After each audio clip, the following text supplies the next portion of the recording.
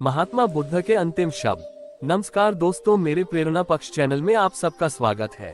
आज मैं ओशो द्वारा गौतम बुद्ध की एक कहानी लेकर आया हूँ, कृपया उसे ध्यान से सुने।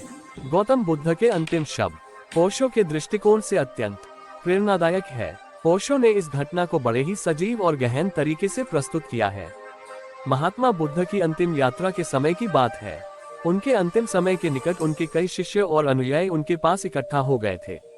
बुद्ध के शरीर की शक्ति धीरे धीरे समाप्त हो रही थी, लेकिन उनका मन और आत्मा पूर्णतः शांति और जागरूकता से भरा हुआ था। महात्मा बुद्ध कुशीनगर की ओर जा रहे थे। रास्ते में एक गांव में ठहरने का निर्णय लिया। वहां उनके शिष्यों ने एक उपवन में उनका विश्राम स्थल बनाया। यह उनकी अंतिम विश्राम स्थली बन गई। बुद्ध ने वहां पर अपने शिष्यों को अंतिम उपदेश दिए और शांति से ध्यान में बैठे रहे। अंतिम उपदेश। अपने अंतिम समय के करीब महात्मा बुद्ध ने अपने शिष्यों से कहा, मेरे प्रिय शिष्यों, मेरे अंतिम समय निकट है। ये शरीर अब अधिक समय तक नहीं चलेगा, लेकिन तुम निराश मत होना। मेरा धर्म और मेरी शिक्षाएं सदा जीवित रहेंगी।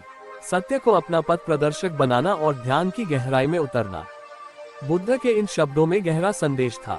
उन्होंने कहा, अपर दीपो भव, अर्थात स्वयं को दीपक बनाओ। इसका अर्थ था कि प्रत्येक व्यक्ति को अपने भीतर प्रकाश की खोज करनी चाहिए।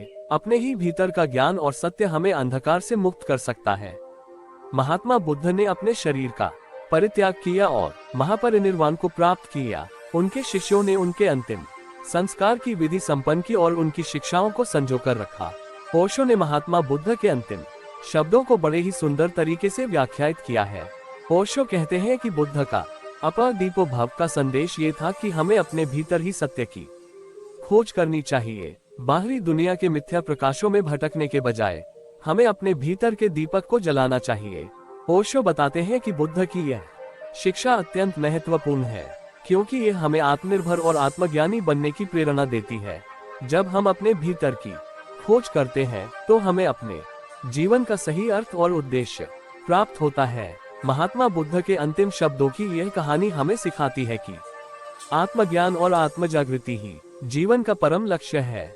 ओशो के विचारों के माध्यम से हमें ये समझने का अवसर मिलता है कि बुद्ध का संदेश आज भी कितना प्रासंगिक और प्रेरणादायक है। अपने भीतर के दीपक को जलाकर हम भी उस शांति और आनंद को प्राप्त कर सकते हैं जो महात्मा बुद्ध ने पाया था। कृपया ऐसी कहानी सुनाने के लिए चैनल को लाइक, सब्सक्राइब करें। धन्यवाद। ओम नमो बुद्धाय।